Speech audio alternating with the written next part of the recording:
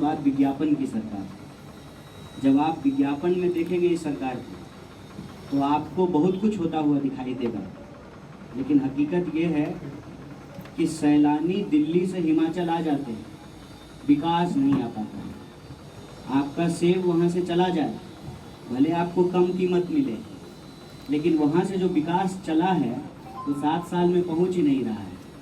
और इसकी हकीकत जो है आप हमसे ज़्यादा जानते हैं। सड़कें टूटी हुई हैं, टूटी हुई सड़कों को छोड़ दीजिए, उस सड़क पे चलने वाली जो गाड़ियाँ हैं उसमें डलने वाला जो तेल है वो लोगों के शरीर से तेल निकाल रहा है। जब भी आप तेल भरवाने के लिए जाएंगे पेट्रोल पंप पे तो ऐसा लगता है कि सिरिंज से कोई आपका खून निकाल रहा हो शरीर से, और सामने ही माननीय का हंसता हुआ नूरानी चेहरा आपको दिखेगा, बड़ा बड़ा पोस्टर लगा हुआ। कंपटीशन चल रहा है पेट्रोल में और सरसों तेल में।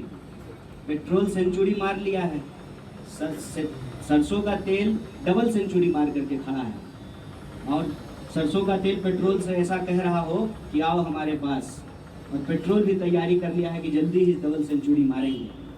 ये महंगाई का आलम है। आप देखिए कि पिछले कुछ महीनों में 45 रुपये गैस सिलेंडर का दाम बढ़ गया है।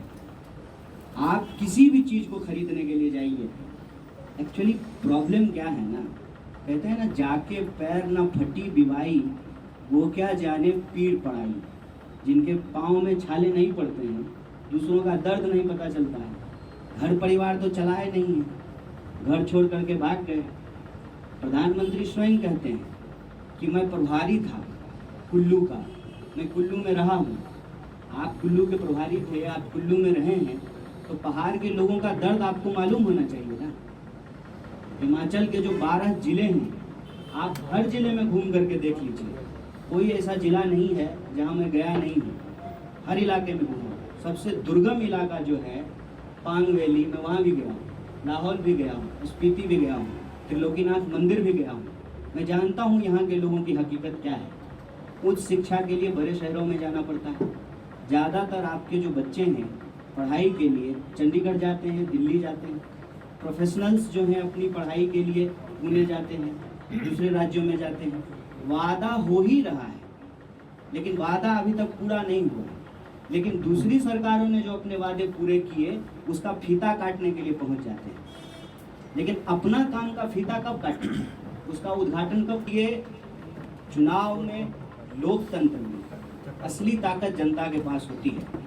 लोक लुभावने वादों में, विज्ञापनों में और तस्वीरों में अगर हम खो जाएंगे तो हमारे मुद्दे गायब हो जाएंगे। और हिमाचल की जनता यह जानती है, कांग्रेस पार्टी को जितना मौका मिला है हिमाचल की जनता का सेवा करने का काम इस पार्टी ने किया है।